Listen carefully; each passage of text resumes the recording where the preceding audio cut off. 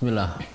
Innal hamdalillah nahmaduhu wa nasta'inuhu wa nastaghfiruh wa natubu ilaihi wa na'udzu billahi min syururi anfusina wa sayyiati a'malina may yahdihillahu fala mudhillalah wa may yudlil fala hadiyalah. Asyhadu an la ilaha illallah wahdahu la syarikalah wa asyhadu anna Muhammadan abduhu wa rasuluh. Allahumma sholli ala nabiyyina Muhammadin wa ala alihi wa ashabi ajma'in wa man tabi'ahum bi ihsanin ila yaumiddin.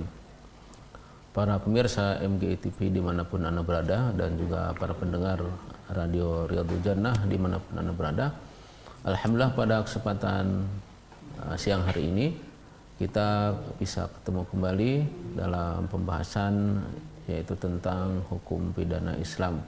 Dan kita sedang akan membahas yaitu tentang hukum yang kaitannya dengan perbuatan zina, ya.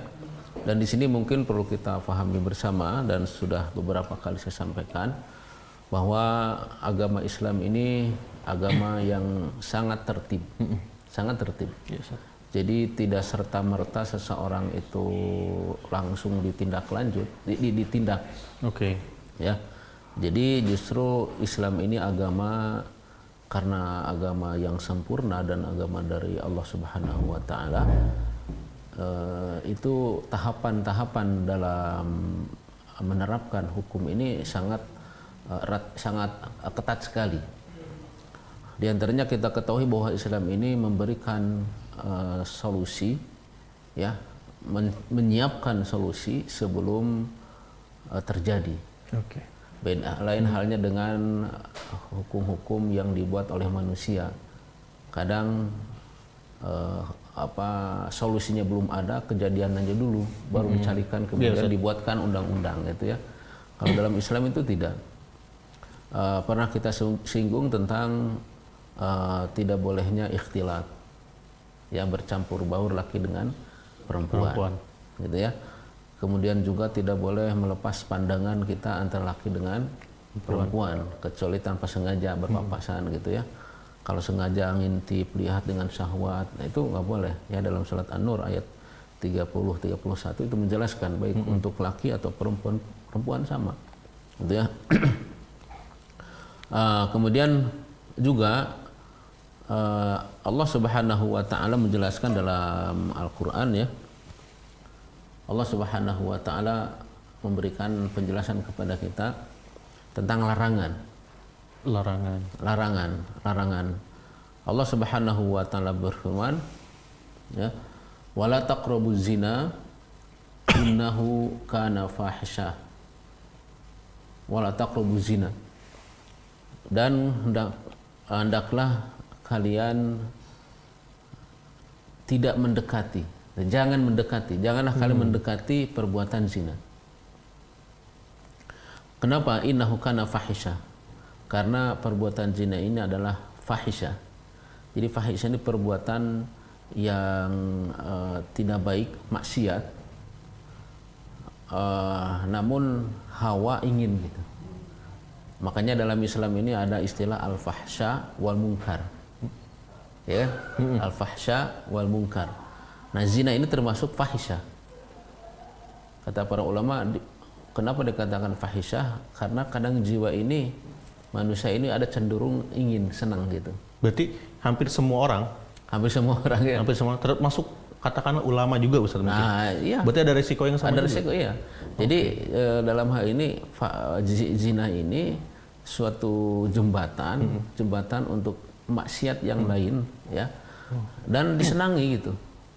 Orang kan kalau seperti mencuri, gitu kan, tidak ada setiap orang itu senang mencuri. Ya, kadang mereka kalaupun misalkan ditanya kenapa mencuri, terpaksa mungkin sebagainya. Gitu ya, karena mungkin apalagi di musim corona ini, ya, serba kekurangan, kemudian cari pekerjaan, uang sulit, gitu kan, ada. Nah, untuk zina ini, karena setiap orang yang mempunyai perasaan, gitu ya, itu pasti senang kepada lawan jenis. Jangankan manusia orang awam biasa, ya, sampai kepada ulama. Bahkan ada ulama yang memang terfitnah dengan perempuan, dan Nabi SAW mengatakan bahwa ma taraktu fitnatan asyaddu ala rijal minan nisa. Tidak aku tinggalkan suatu fitnah yang lebih berat dirasakan oleh laki-laki dibanding dengan fitnahnya perempuan. Jadi fitnahnya kedudukan, fitnahnya harta, itu di bawah fitnah ujiannya tentang wanita. Jadi Nabi SAW sudah memberikan rambu-rambu waspada, harus waspada nih. Kaum laki-laki harus waspada. Artinya karena tidak ada suatu fitnah yang akan merusak ya kaum laki-laki kecuali masalah wanita. Makanya propaganda musuh-musuh Islam itu kebanyakannya melalui wanita. Contoh yang kecil aja. Semua iklan yang kalau kita perhatikan sebenarnya tidak ada kaitannya dengan wanita. Iklan mobil, iklan motor, apa saja. Kendaraan pokoknya Ustaz ya. Kendaraan gitu. Tapi yang ini kan siapa wanita. Dan dengan pakaian yang seronok dan sebagainya. Karena memang mereka tahu. Kayak misalkan iklan sabun Ustaz. Ya. Gak pernah melihat di TV itu laki-laki. Nah itu. Ya, jadi ini fitnah sekali. Jadi Islam dari awal itu sudah mewanti-wanti itu hati-hati. Ya. Dalam firman Allah Subhanahu wa taala tadi wala taqrabu, ini dengan istilahnya sighah ya, sighah itu bentuk kata perintah, larangan. Nah, larangan ini asal dari larangan itu haram. Tidak boleh, apalagi ditambah dengan nanti penjelasan-penjelasan dari Nabi Shallallahu alaihi wasallam. Jadi nah ini jadi hikmahnya dalam Islam mengetahui bahwa hukum pidana ini bagi kaum muslimin jangan sampai terjerumus gitu. Jangan sampai terjerumus kepada hukum ini. Jadi kalau tidak diterapkan, umpamanya contoh di kita ya, tidak diterapkan hukum pidana Islam ini secara pemerintahan gitu ya. Tapi bagi umat Islam itu harus menjaga diri. Kenapa? Karena ini larangan dari Allah Subhanahu wa taala. Jadi mungkin Ustaz. Hukum pidananya mungkin tidak diterapkan, tapi larangannya itu kita taati. Harus taat, meninggalkan. Karena kalaupun di dunia tidak dilakukan, nanti di akhirat itu menunggu. Nah kalau di dunia diletakkan kan sebagai kafar, kemarin sudah dijelaskan ya bahwa ketika hukum pidana ini diterapkan di dunia, maka itu sebagai kafarah, sebagai penutup dosa yang dia lakukan. Tatkala tidak dilakukan di dunia, itu di bawah kekuasaan Allah Subhanahu wa taala. Bila Allah Subhanahu wa taala menghendaki, Allah mengampuninya. Kalau Allah Subhanahu wa taala tidak menghendaki, ya berarti kan disiksa dulu. Gitu ya. Dan kita tidak tahu apakah Allah menghendakinya diampuni atau enggak. Gitu ya. Kita harus waspada gitu ya. Kemudian kata dalam firman Allah Subhanahu wa taala ini wala taqrabuz zina innahu kana fahisyah gitu ya. Jadi fahisyah itu perbuatan yang maksiat, mungkar ya, namun jiwa ini ada keinginan untuk melakukannya gitu ya. Orang ya laki-laki yang sehat, laki-laki yang normal gitu ada keinginan seperti melihat wanita ya, wanita itu ada keinginan semua tanpa kecuali seperti yang tadi Ustadz katakan. Mungkin ulama pun akan tergoda ya Ustadz. Bisa. Itu Ustadz sedikit saja Ustadz mungkin dikisahkan Ustadz ulamanya itu bagaimana kisahnya ketika itu terjerumus, karena agar ya mudah-mudahan sahabat umat Islam yang ada di rumah tidak melakukan hal ini Ustaz, tapi menjadi inspirasi bahwa ternyata bukan anak muda aja yang beresiko. Jadi gini, yang ulama aja beresiko, apalagi kita yang masih muda. Betul. Gitu Ustaz. Jadi itu diceritakan dalam tafsir ya. Saya tidak sebutkan nama seorangnya, bahwa awal mulanya memang ini orang ulama alim ini zuhud itu dia ahli ibadah ya, ahli ibadah ya, sekilas saja ya, ahli ibadah. Kemudian dia dicoba gitu, diuji sengaja didatangkan seorang wanita, tapi dia tidak tergoda. Tapi ada jalan yang lain, ini ada kaitannya, yaitu disuguhkan khomer, disuguhkan minuman. Nah ini sebenarnya ada kaitannya ya. Ketika sudah dia mabuk dan yang lainnya, maka akan tergoda. Tidak sadar. Dan syaitan pun di situ berperan untuk membisikkan ya, bahwa tidak ada yang mengetahui dan yang lainnya gitu ya. Mungkin ini kalau diceritakan agak panjang kalau ceritanya gitu ya. Jadi artinya gini, jangankan orang awam, ya. Orang alim pun. Orang alim pun bisa terjerumus kepada hal ini. Makanya Islam ini agama yang memang tadi saya katakan untuk campur baur laki perempuan itu juga harus dijaga. Berarti kesimpulannya jangan sampai ada celah sedikit punya. Iya, jangan berani-berani kita mendekati hal itu. Iya. Karena kadang syaitan itu lebih berpengalaman daripada kita ya Ustaz. Iya. Sini dikatakan wala taqrabu. Iya. Wala taqrabu. Taqrabu itu dalam bahasa Arab kan janganlah kalian mendekati, mendekat. Tidak langsung Allah berfirman wala taznu. Ya. Janganlah kalian berzina, tidak, wala taqrabu. Jadi hal-hal yang mendekati itu muqaddimah. Kalau istilah mungkin pacaran itu ya, berduaan gitu kan, ngobrol berduaan. Kalau sekarang mungkin mulai WA-an dulu ya, kemudian nanti mendarat gitu kan. Bisa mendarat itu. Kan sering kejadian ada seorang perempuan atau laki-laki tiba-tiba nggak ada, dihilang. Kemana itu? Bahkan Ustaz ada yang lebih canggih Ustaz dari pacaran sekarang ini. Lebih canggihnya itu ada istilah, meskipun sebelumnya nggak ada pacaran syar'i Ustaz. Berawal dari yang katanya ta'aruf tapi malah jadi berujung chattingan dan saling cemburu-cemburuan. Nah, sekarang trennya seperti itu Ustaz. Nggak pacaran, mereka nggak mendeklarasikan pacaran, jadi istilahnya ta'aruf. Tapi chattingan akhirnya cemburu-cemburuan. Sama aja kalau menurut saya. Iya, itu sama dengan yaitu kurbah, itu mendekati ya. Jadi harus kita hindari hal-hal yang seperti itu ya. Apalagi nanti yang akan kita bicarakan juga tentang hukum ini antara yang sudah nikah dengan yang belum nikah. Oke. Yang sudah nikah itu lebih berat.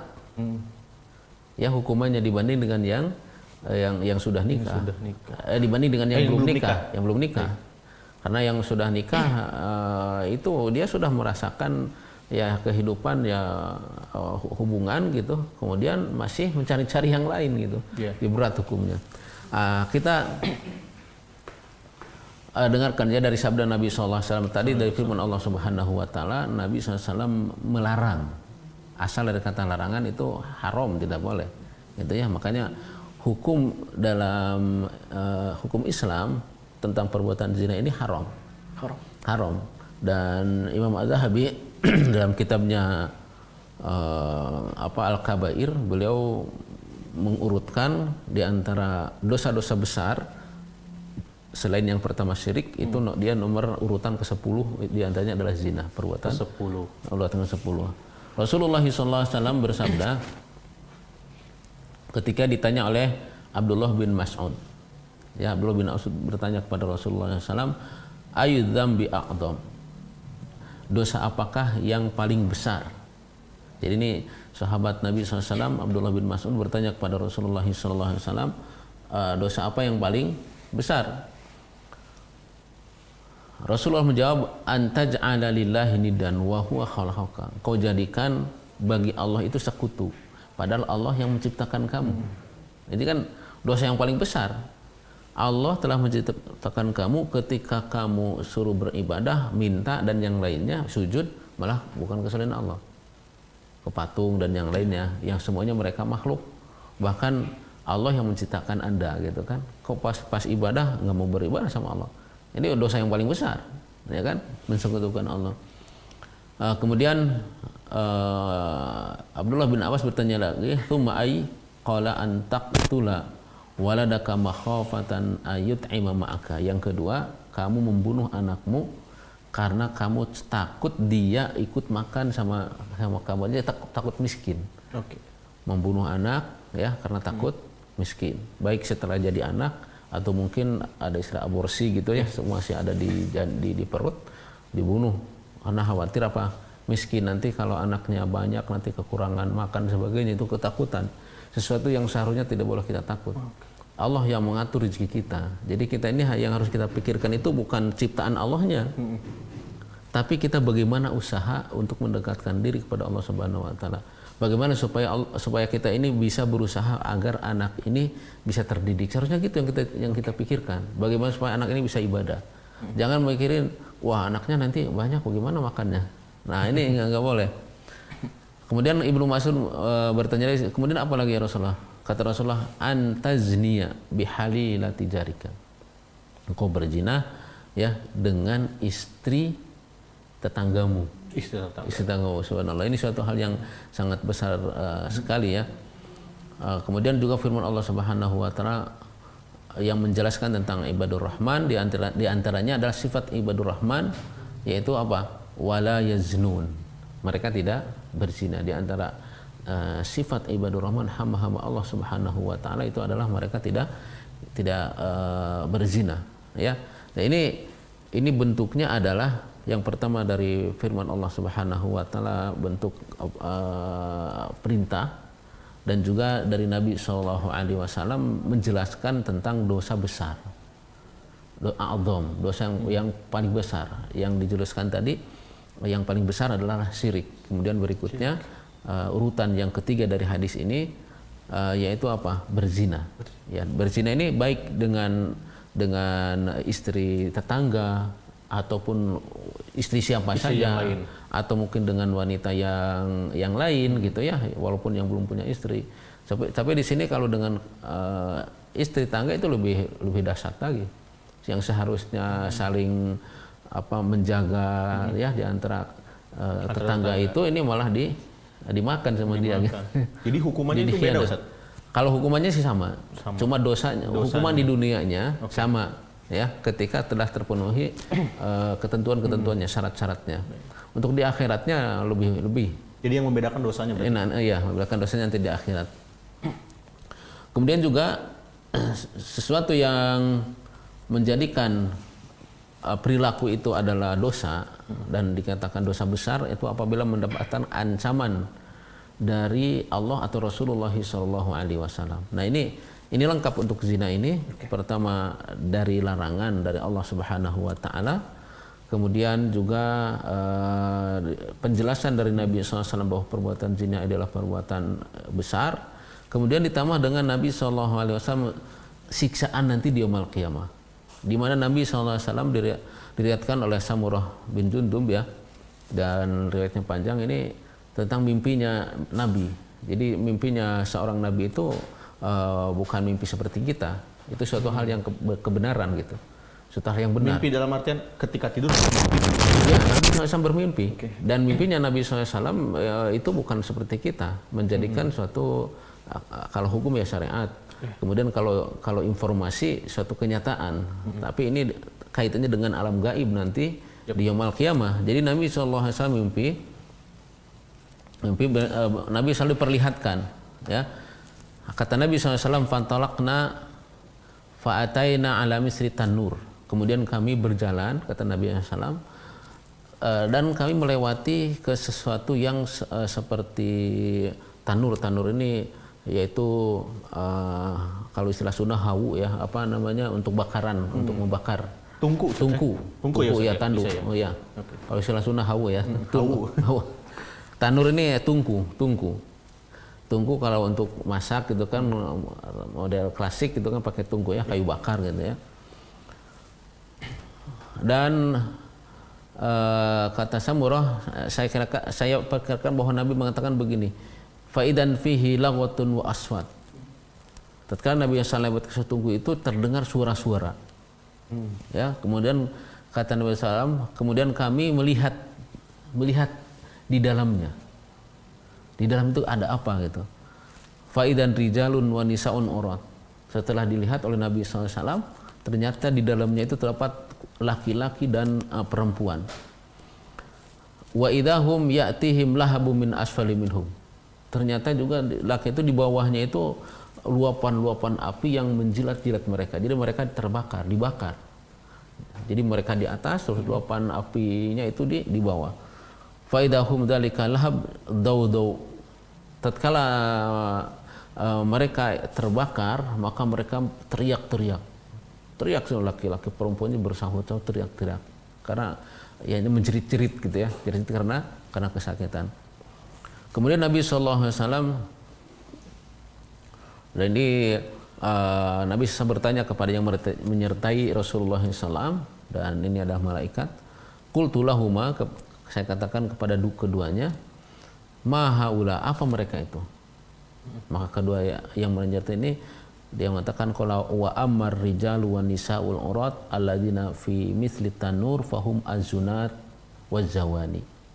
Adapun laki-laki dan perempuan yang tadi ada di atas tungku itu adalah kaum laki-laki yang waktu di dunianya para pezina dan perempuan yang berzina. Jadi di sini sangat lengkap sekali bahwa dalam Islam ini ya sebelum terjadi perilaku sosial ini ya perilaku ini Allah telah melarang dan dikategorikan bahwa perbuatan zina ini perbuatan dosa besar.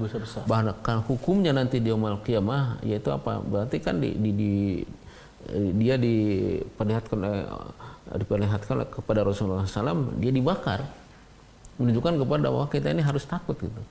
Dan tentunya meninggalkan suatu perbuatan zina ini ya itu bagi memang yang beriman kepada Allah Subhanahu wa taala. Yang beriman. Karena Nabi SAW mengatakan begini, la yazni al-abdu hina yazni wa huwa mu'min. Tidaklah seorang hamba berzina ketika berzina dia beriman. Jadi ketika berzina seolah-olah keimanannya itu dicabut oleh Allah Subhanahu wa taala. Meskipun misalnya yang berzinanya adalah seorang muslim, Ustaz. Seorang muslim. Namun dalam hal ini maksudnya para ulama mengatakan bahwa la yazni di sini imannya tidak sempurna, dalam arti tidak, karena keimanan itu seharusnya menjaga dia dari perbuatan zina.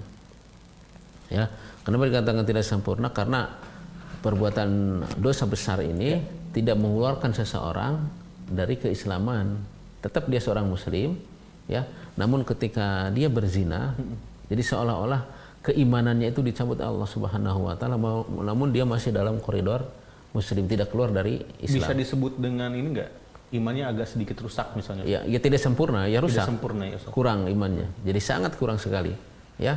Dikatakan di sini la yazni, tidak sempurna keimanan seorang mukmin ketika berzina, ya.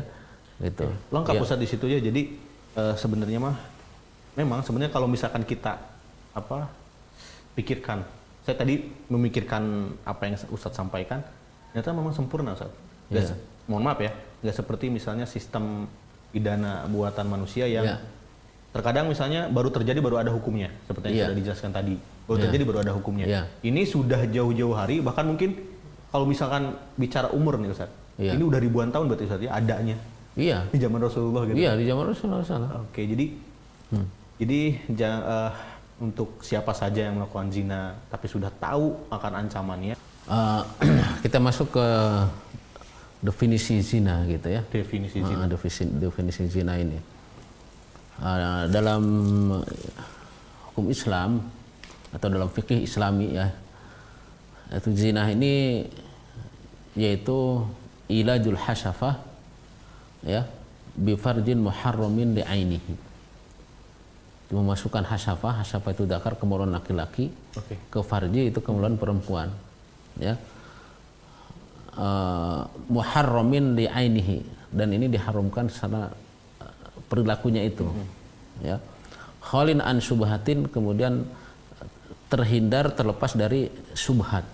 Subhat itu keliru gitu, samar-samar itu gini, abu-abu bisa. Yang dimaksud subhat ini dalam fikih Islam itu kekeliruan dalam perilaku. Kalau salah punya gini, di rumah itu ada istri, kemudian ada istri lagi bertamu umpamanya, ya. Istri ketika tidur menemani adiknya umpamanya, gitu ya, atau mungkin di kamar, ada di satu kamar adiknya, satu kamar istrinya, umpamanya gitu ya. Ini contohnya subhat. Ya mungkin bisa terjadi aja ya, kok masuknya ke adiknya gitu, kemudian terjadilah umpamanya yang terjadi. Nah itu namanya subhat. Nah kalau yang zina, perbuatan zina itu bukan begitu, benar-benar kedua yang laki-laki melakukan dan memang sengaja gitu, ada unsur kesengajaan. Dan ini bukan hanya sekedar mencium, bukan hanya sekedar bercumbu. Melebihi itu, Ustaz. Iya, makanya zina ini adalah ilaj, memasukkan gitu. Yep. Jadi bukan hanya chattingan WA dan sebagainya, walaupun itu tadi dikatakan sebagai takrobu, artinya muqaddimah, itu juga dilarang. Cuma kalau zina yang sampai kepada nantinya dihukum pidana ya, nanti ada hukumannya, itu adalah yang memang memasukkan kemaluan ya laki-laki ke perempuan. Atau umumnya mungkin yang dikenal oleh masyarakat, Ustaz, berhubungan badan, Ustaz. Berhubungan badan. Yang bukan istrinya, Ustaz ya, yang bukan haknya gitu, Ustaz. Iya, yang bukan istrinya. Ya. Dan terhindar dari tadi subhat itu. Jadi keliru, hal-hal yang keliru. Suka sama suka mungkin, Ustaz. Suka sama suka ya. Dan ini baik dalam Islam ini ketika terjadi justru yang suka sama suka itu yang dihukum. Iya. Kalau yang karena terpaksa, dipaksa gitu ya. Diperkosa misalnya. Diperkosa ya. Nah, yang merkosanya yang dihukumi, yang diperkosanya tidak. Gitu ya. Karena dipaksa dia. Nah, kemudian juga kalau ada unsur keterpaksaan, ada suatu hal gitu ya, itu juga akan berbeda nanti. Nah, justru dalam pidana Islam ini yang dikenakan hukuman itu justru yang suka sama suka, yang dikatakan zina. Kalau yang dibuat oleh manusia kan malah kalau yang suka sama suka malah tidak dihukum. Asal nggak ketahuan. Dihukum itu ketika apa adanya keluhan, adanya seperti pemerkosaan yang lainnya. Kalau dalam hukum Islam enggak. Justru perbuatan yang suka sama suka di luar nikah dan memang jelas-jelas memasukkan farjinya, kemaluannya ke yang laki-laki kepada perempuan. Nah, Ustaz, bicara soal ini apa yang suka sama suka, sedikit aja mungkin, Ustaz. Itu kan dihukum ya, Ustaz ya? Iya. Kalau di masyarakat kita malah dinikahkan, Ustaz. Itu bagaimana, Ustaz? Oh, nanti itu lain lagi nanti masalahnya. Karena kita kan hukumnya dengan ini ya. Nah, itu dia Sobat Gema Islam. Iya, nanti. Ini menarik sekali karena mungkin di masyarakat kita malah dikawinkan, Ustaz. Itu nanti pembahasannya akan lain lagi. Kalau yang zina dinikahkan. Ini kan malah dinikahkan, menikahkan, bukan di apain gitu, bukan diproses gitu ya. Bukan diproses ya. Baik. Nah, kemudian berikutnya tentang pembagian perbuatan zina ini. Dalam Islam ini ada dua. Ada yang disebut dengan zina muhsan, ada yang goer muhsan, ya. Apa itu, Ustaz?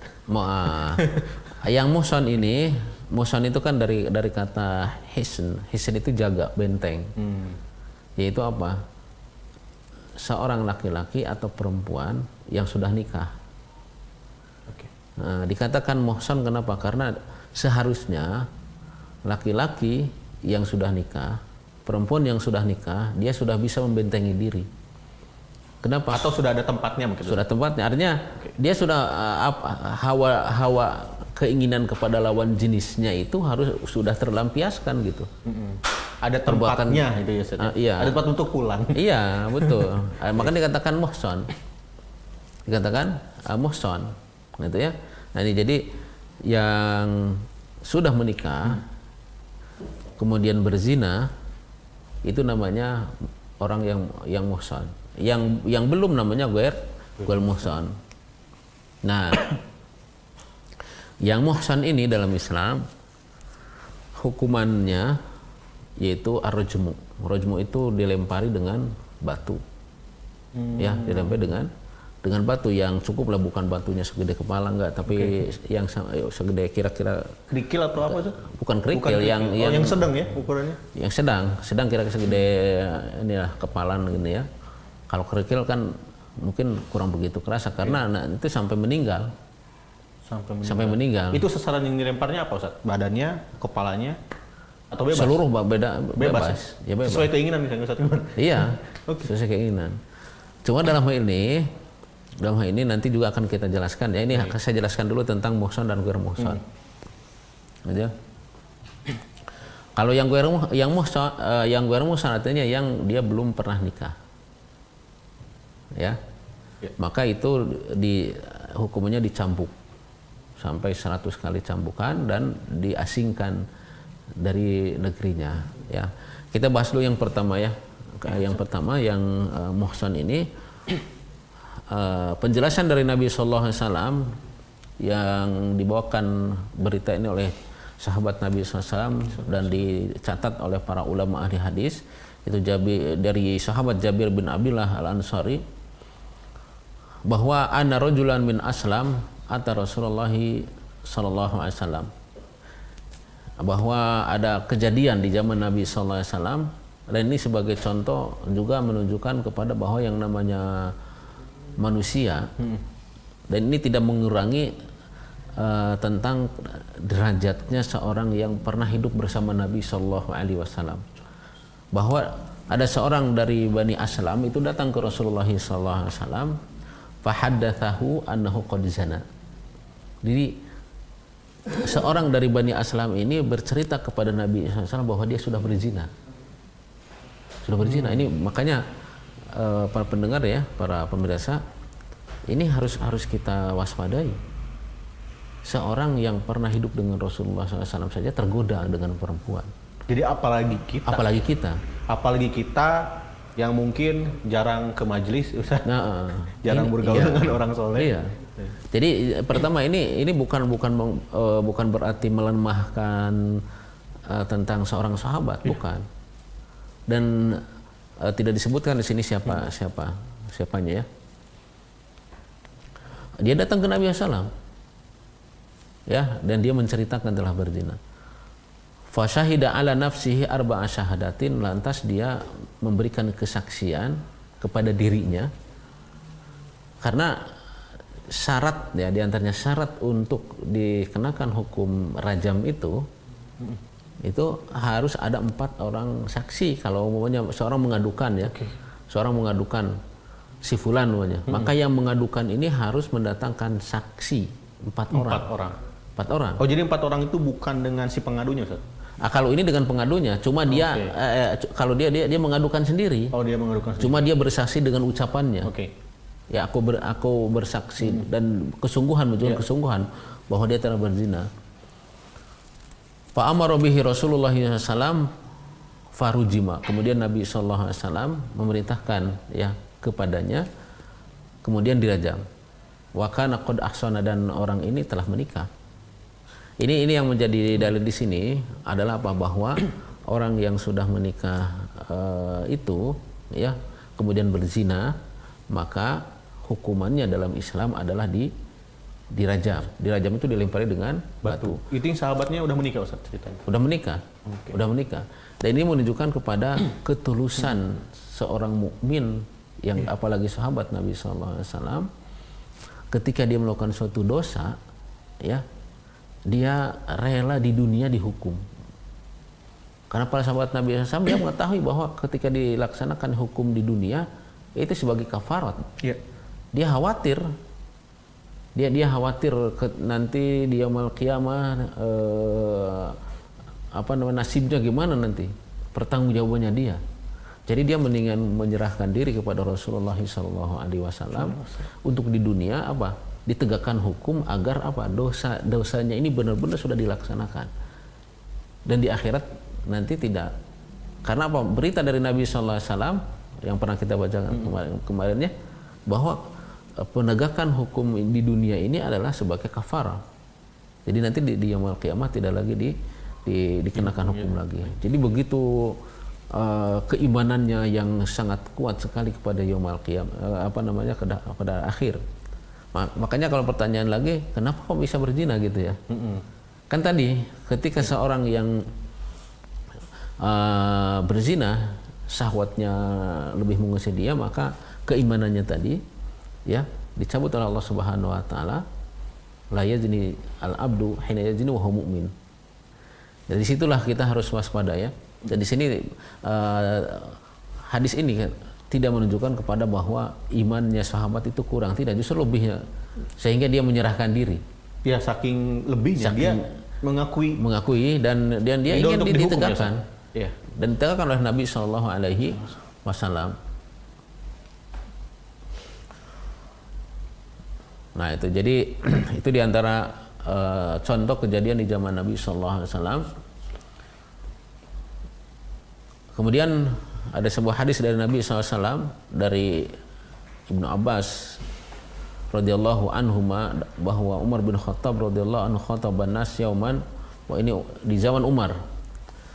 Yang menceritakan adalah Ibnu Abbas bahwa Umar bin Khattab radhiyallahu anhu dia berkhutbah pada suatu hari, faqala innallaha ba'atha Muhammadan sallallahu alaihi wasallam bil haqq. Sungguhnya Allah Subhanahu wa taala mengutus Nabi Muhammad sallallahu alaihi wasallam dengan hak. Wa anzala alaihi kitaba, dan Allah telah menurunkan kepada Nabi sallallahu alaihi wasallam kitab Al-Qur'an. Fakana mimma anzalallahu ayat rajm. Maka di antara apa yang telah Allah Subhanahu wa taala turunkan adalah ayat tentang rajam, yaitu tentang hukuman dalam Islam orang yang berbuat zina. Fa qara'naha wa aqalnaha wa wa'ainaha, kata Umar bin Khattab, maka kami membaca ayat tersebut dan kami memahaminya dan kami memperhatikannya. Juga rajama Rasulullah SAW wa rajamna ba'dahu. Rasulullah SAW pernah melakukan hukuman rajam tersebut dan kami pun melakukannya. Kemudian kata Umar bin Khattab, fa akhsha in talan bin nasi zamanun an yaqula qailun wallahi ma najidu ayat ar-rajmi. Maka kami khawatir apabila waktu itu bergulir kepada manusia, kemudian ada seorang yang mengatakan demi Allah kami tidak dapati ayat rajam. Karena memang di dalam Al-Qur'an tentang rajam, ayat melempari dengan batu itu tidak ada dalam Al-Qur'an. Maka di sini dikatakan oleh para ulama bahwa ayatnya, lafadznya dimansuh tapi hukumnya tetap ada.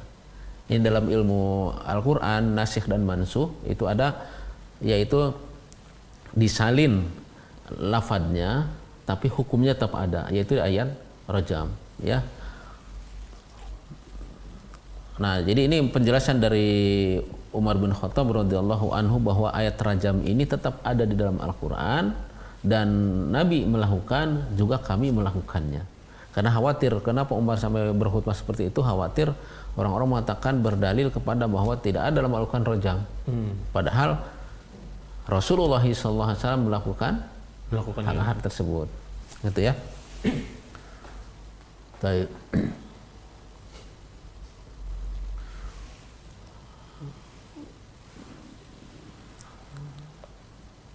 Nah, kemudian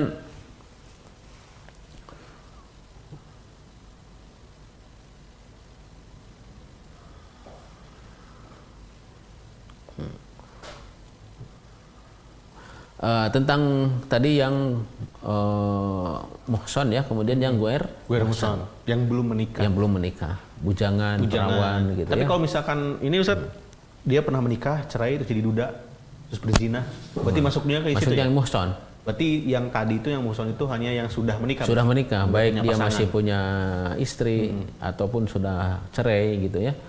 Sudah pernah menikah dengan nikah yang sah. Gitu ya. Nikah dengan nikah yang sah. Nah, kalau tentang yang masih bujangan atau perawan gitu ya, Allah Subhanahu wa taala berfirman, ini langsung dari firman Allah Subhanahu wa taala ya, di dalam surat An-Nur ayat 2, az-zaniyatu waz-zani ya, fajridu kulla wahidin minhuma mi'ata jaldah wala ta'khudhu bihima ra'fatan fi dinillah in kuntum tu'minuna billahi wal yawmil akhir wal yashhad 'adzabahuma ta'ifatun minal mu'minin. Di dalam surat An-Nur ayat 2. Az-zaniyatu waz-zani, wanita yang berzina, dan yang dimaksud wanita berzina ini adalah yang belum pernah nikah atau perawan. Ya. Wazani, dan laki-laki yang berzina, yaitu laki-laki yang belum pernah nikah. Perjaka. Kalau yang duda Ustaz, yang udah pernah? Kan tadi muhsan tadi, muhsan tadi. Muhsan ya, tadi di rajam itu tadi. Oke. Ya, yang gitu. Maka fajlidu kulla wahidin minhuma mi'ata jaldah, maka masing-masing dari keduanya itu harus dijilid. Dijilid itu dicambuk. Kedua-duanya. Dicambuk berapa kali? Mi'atal jaldah. 100 kali. Kalau ini tidak sampai meninggal, tidak sampai mati. Ya. tidak sampai mati. Wala ta'khudhukum bihima ra'fatan fi dinillah, dan janganlah kalian itu terbawa dengan perasaan ketika menegakkan hukum Allah. Ketika mencabuk Ya, ketika merajam, jangan terbawa sama misalnya perasaan. Algojonya Ustaz. Punya dendam pribadi dengan yang dicambuk. Nah, nggak boleh juga. Iya. Sekeras juga gitu dengan karena adanya perasaan jadi tidak mencambuk atau mungkin cuma diginiin. Ya. Okay. Kenapa? Karena ini adalah untuk menjaga keutuhan kehidupan secara umum. Karena Islam ini diturunkan diantaranya adalah untuk menjaga kehormatan. Kehormatan laki-laki, kehormatan perempuan.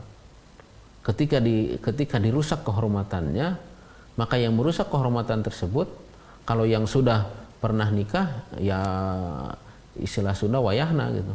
Sudah menikah kok masih berbuat mesum gitu. Maka dirajam itu, dilempari sampai meninggal. Artinya seolah dalam Islam ini Islam bukan berarti agama yang bingis, bukan. Okay. Justru ketentraman kehidupan ini malah terusik dengan adanya perbuatan asusila ini. Apalagi sekarang kan secara internasional belum ditemukan itu penyakit AIDS itu ya. Belum ditemukan kan? Apa penyakit? Bahkan lebih dari corona gitu. Cara mengatasinya mungkin ya? Cara mengatasinya. Kalau dalam Islam kan sebelum terjadi sudah diantisipasi. Jadi hikmahnya itu sebenarnya kalau tidak ingin kena ya jangan jinah ya Ustaz. Nah, betul, ya, betul. Gitu ya. Wala ta'khudhukum bihi marafatan fi dinillah, dalam menegakkan agama Allah Subhanahu wa taala, baik dalam melakukan hukum cambuk ini ataupun rajam itu jangan terbawa oleh perasaan. Jadi bisa dibilang mungkin gini simpelnya Ustaz. Tidak pandang bulu Ustaz. Tidak pandang bulu. Misalkan algojonya yang keluarganya yang melakukan, algojonya adalah anaknya misalnya Ustaz. Betul. Meskipun itu orang seperti tua juga, Nabi ketika di kita pertemuan awal kan tentang pencurian, kata Nabi SAW, kalaulah Fatimah binti sarakot laqata'tu yadaha. Itu yang dimaksud. Anaknya ya Ustaz ya. Kalaulah Fatimah anakku mencuri, aku akan tuntut dia. Ya, aku akan potong tangannya. Tapi ini menunjukkan kepada mubalagh, artinya begitu seriusnya Nabi SAW melakukan. Ini yang dimaksud dengan janganlah kalian ketika menegakkan hukum Allah itu ada di ini terbawa oleh perasaan gitu. Tapi di sini jadi ada keadilannya ada Ustaz. Iya, tentunya. Keadilannya ada, jadi nggak ada istilah nego. Nggak ada. Kalau hukum sudah manusia naik, mungkin bisa nego Ustaz. Iya. Kalau sudah naik ke mahkamah istilahnya, itu sudah ada tidak ada lagi gitu ya. Gitu.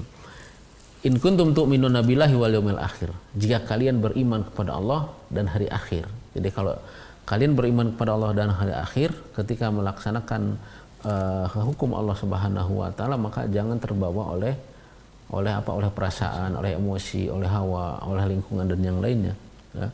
Kemudian wala yashhad adzabahu ma ta'ifatul minal mu'minin. Hendaklah mempersaksikan, menonton dalam kejadian proses ini ya sekelompok dari kaum mukminin. Jadi bukan sembunyi-sembunyi di kamar. Oh, jadi dipertontonkan. Sebagian kaum muslimin harus melihat. Mungkin Ustaz ya. Ada panggung. Terus dicambuknya diperlihatkan oleh kaum muslimin. Dan karena tujuannya apa? Tujuannya dalam Islam ini kan bukan menyiksa. Iya. Jadi tujuannya sanksi, itu bisa dibilang bahkan jadi sebuah sanksi sosial Ustaz. Betul. Ketika melihat perbuatan begitu kan seseorang akan berpikir. Okay. Di dunia saja sudah dicambuk gitu, kemudian juga nanti malu. Dan tapi yang melakukan ketika dicambuk ditutup nggak Ustaz mukanya? Kalau itu istilahnya dikembalikan kepada kebijakan pemerintahan. Oh, iya. Ya. Tapi yang pasti ditonton ya, diperlihatkan gitu ya. Ya. Kemudian tentang hal yang lain untuk yang guer muhson, yang yang masih perawan dan atau masih bujangan gitu ya, itu harus ada diasingkan. Di dalam Islam itu betapa detail ya, karena apa? Seorang yang berperilaku asusila gitu ya, di luar kebiasaan orang-orang gitu. Itu kan luar kebiasaan itu harus diasingkan. Asingkannya ke tempat, diasingkan ke tempat lain gitu ya. Ini dalam sebuah hadis Nabi SAW dari Zaid bin Khalid al-Juhani, qala sami'tu Nabiy SAW, kata Zaid bin Khalid al-Juhani, qala sami'tu Nabiy SAW ya'muru fi man zana. Nabi SAW memerintahkan kepada orang yang berzina, ya, walam yuhsan, dan dia belum nikah gitu ya, yaitu jaldu mi'ah wa tagribu am, yaitu dicambuk sampai 100 kali cambukan, dan tagrib am. Tagrib itu diasingkan di suatu tempat, umpamanya di tempat di mana dia itu di situ tidak ada saudara, tidak siapa-siapa, tidak ada tempat orang yang yang nyaman gitu. Iya, karena tujuannya bukan berleha-leha, bukan. Tujuannya adalah agar dia jera. Ya, agar jera. Tapi ketika dia diasingkan itu dia beraktivitas seperti biasa. Beraktivitas ya kalau tentang aktivitas itu diserahkan kepada pemerintahan yang ada, umpamanya di Indonesia, umpamanya kalau orang Jawa Barat punya diasingkan ke Jawa Timur atau Jawa Tengah dan sebagainya, dan diketahui oleh pimpinan pusat, oleh presiden umpamanya, dan diawasi, diinformasi, apalagi kalau di zaman sekarang gitu, informasi bahwa si fulan ini kena hukuman ini. Misal dari Jawa Barat ke Jawa Tengah. Nah, gitu. Pihak pemerintah di Jawa Tengah pun tahu dia itu bahwa gitu. Di dalam diasingkan dalam hal ini tidak hanya dia mengirimkan ke tempat yang dia nggak kenal, orang-orang nggak tahu, tapi pada tahu sebenarnya. Tahu. Pemerintah harus tahu, harus tahu. Pemerintahan daerahnya. Iya, pemerintahan daerahnya. Adapun tentang apakah dia dikurung ataupun enggak, itu dikembalikan kepada kebijakan ini pemerintahan yang ada gitu ya. Nah, Ustaz, terakhir Ustaz, karena waktu sudah menunjukkan hampir mau mendekati asar, Ustaz. Betul. Sambil nanti setelah ini kita akan ada sesi tanya jawab. Iya. Tadi kita membicarakan seputar definisi zina. Ya. Itu kan tadi ya, mohon maaf ya sahabat Islam, kadang memang fikih ini harus agak sedikit vulgar ya Ustaz ya, karena itu bukan sesuatu hal yang gimana, sebenarnya itu pembelajaran ya Ustaz. Iya. Nah, tadi dikatakan juga bahwa zina itu kan memasukkan. Iya. Ya kan, memasukkan. Dan saya kira lah, ngerti lah sahabat Islam apa. Nah, kalau misalnya itu kan berarti kalau memasukkan seperti itu sudah terbayang dong laki-laki dan perempuan. Iya. Tapi kalau misalkan laki dengan laki-laki, yang sekarang kan lagi ramai para predator-predator seperti itu. Oh, itu liwat namanya, kalau perilaku kaum Sodom atau Sodomi gitu ya. Itu masuknya zina juga? Bukan. Itu ada bab lagi. Ada hukumnya lagi sendiri. Itu hukum yang lain.